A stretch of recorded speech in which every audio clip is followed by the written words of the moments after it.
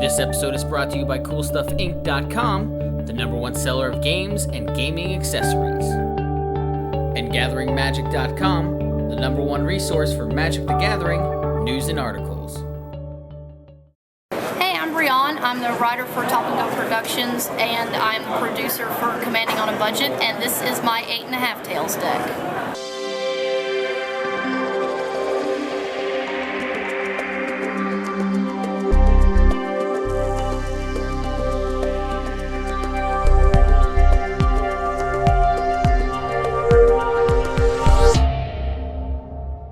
My general is 8.5 Tails, and he doesn't look like much until you start reading him. And then you notice that target permanent you control gets protection from white, and then you can make something white. So basically that says if someone tries to blow your stuff up, you make it white, or you make their spell white, you give your permanent protection from white, and bam, there's nothing they can do. So if you're in a good board position, you play this guy, and no one can stop you. For the lands, I have Thawing Glaciers. And it just lets you get lands into play tapped, and being able to search your library for lands in white's really good. Dust Bowl allows you to keep your opponents from getting too greedy with their non-basics. Petrified Field lets you get back all the other great non-basics in this deck. Tectonic Edge is another non-basic land hate card. Maze of Ith, of course, just keeps you from taking too much damage from a commander or just a big fatty. Flagstones of Trokair is around if someone plays LD, or if you have a World Queller in play. That's always fun to name land. I'm running great today. There aren't, only about half of the lands in this deck are plains, but that's still enough for Emeria to be good, especially if you have something like Thawing Glaciers out. Vesuva copies a lot of things. Vesuva copies a lot of good lands, usually Thawing Glaciers or Emeria. Mystifying Maze is kind of a more expensive second Maze of Ith. Wasteland, more taking care of broken non-basic lands. Esper Panorama fetches plains and is in here because I love the artwork. Terramorphic Expanse fetches plains and is in here because I love the flavor text. Buried Ruin gets back all your powerful artifacts, especially your equipment. Strip Mine takes care of any land, so if you've got a Crucible out, you can make someone hate you. Inkmoth Nexus is great, especially if you strap something like a Batter Skull on it, and then you've got a 2-turn clock. Draw a lot of cards, but then sometimes you have Skull Clamp and you want to keep all your cards in hand. And Kor Haven is a third Maze of Ith. Ghost Quarter once again takes care of a bunch of non-basic and basic lands. And then I've got all my plains here. I have to watch which ones I show because John Avon scrawled an obscenity on one of them.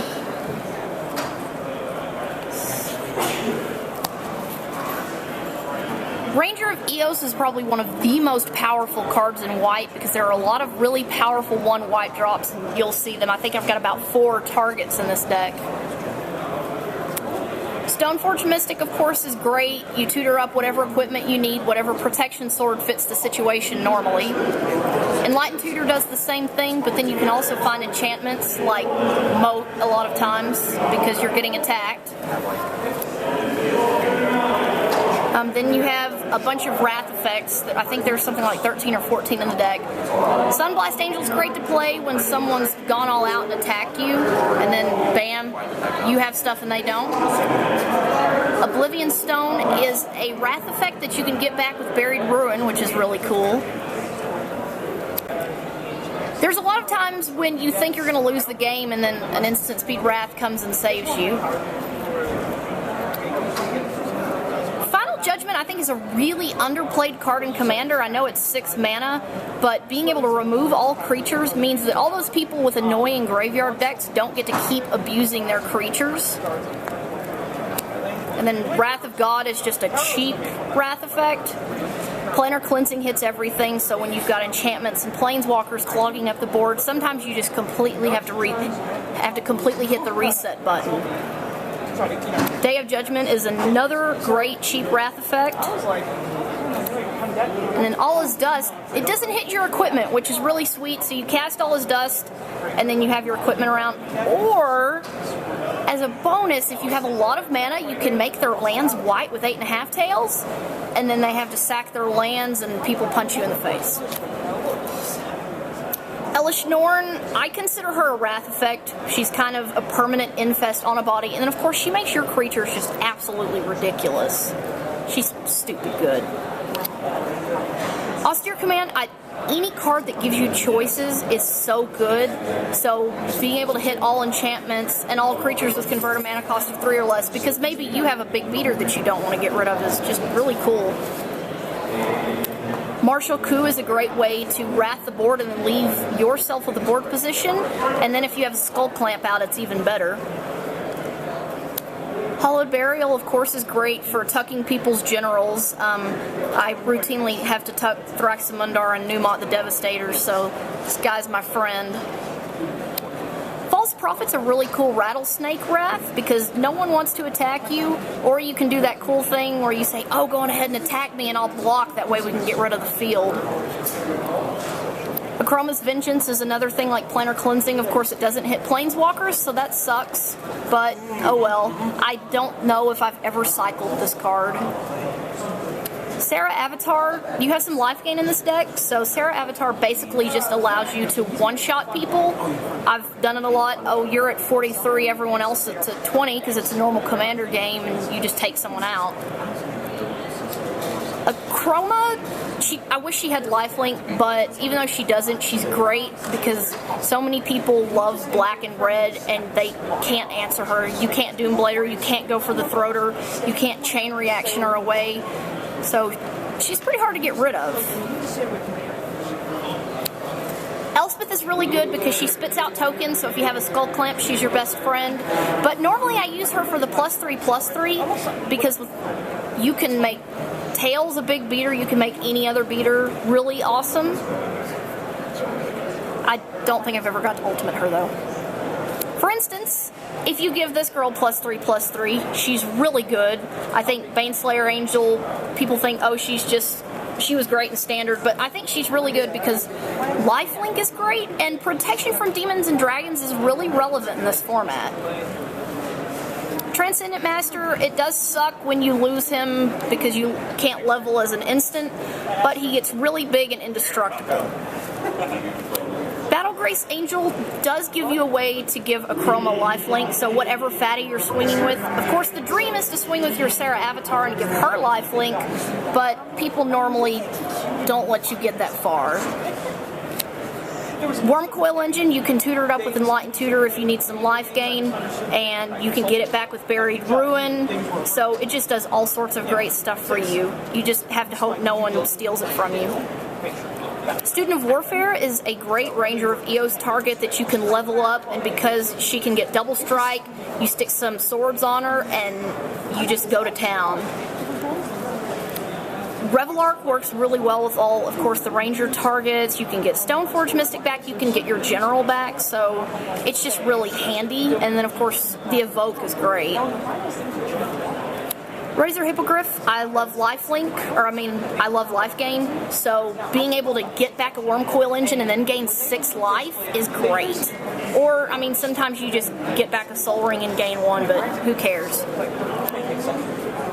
Sun Titan gets back all your swords, it gets back all your mana rocks, it gets back all your little bitty dudes so you can use them again. Basically, Sun Titan, I would say, is probably one of the most powerful creatures in this deck. Marshal's Anthem is probably the closest that white gets to a mass resurrect. If you sink 10 or 12 mana into this, you go from no board position to you reanimate Akroma and Baneslayer and people are terrified.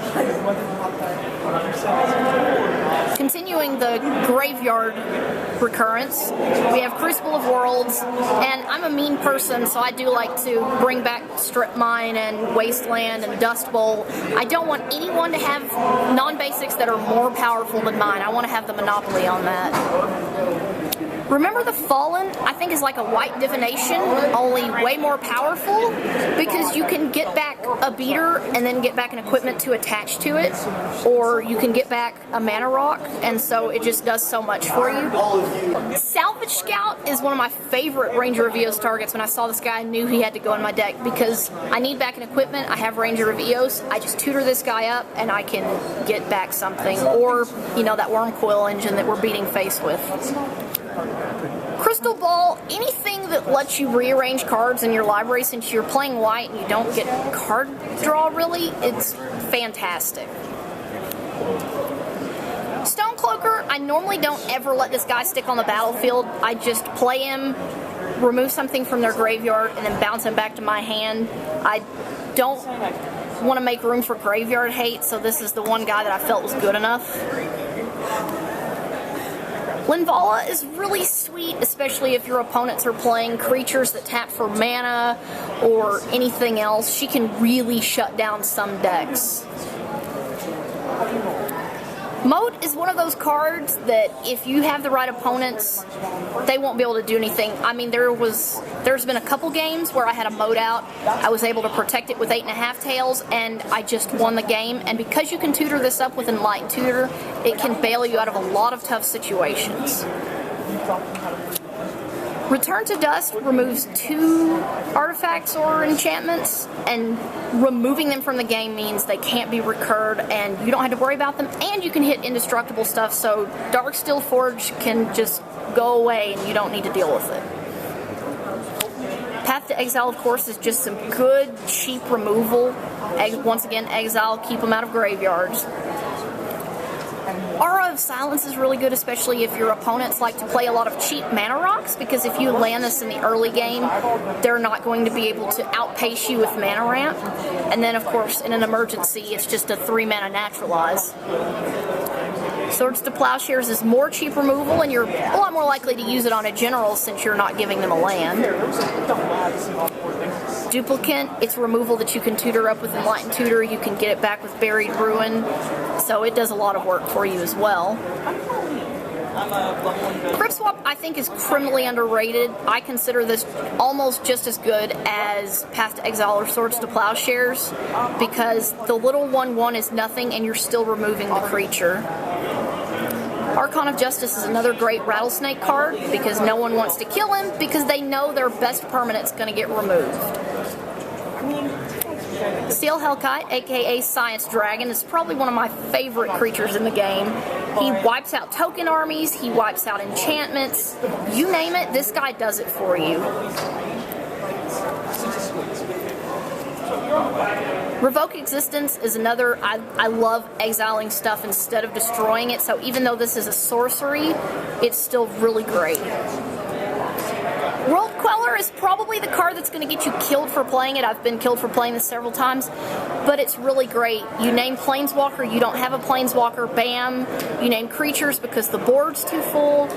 You name land and sacrifice your Flagstones of Trokair. This guy can do a lot of really unfair stuff, or he can just kind of bail you out of some bad situations. Of course, we have Soul Ring. I don't play a lot of mana rocks in this deck. I think this is actually the only one, but it's just so powerful. Turn 1 Soul Ring into something like Omizawa's Jitte or Lightning Greaves will normally put you really far ahead in the game.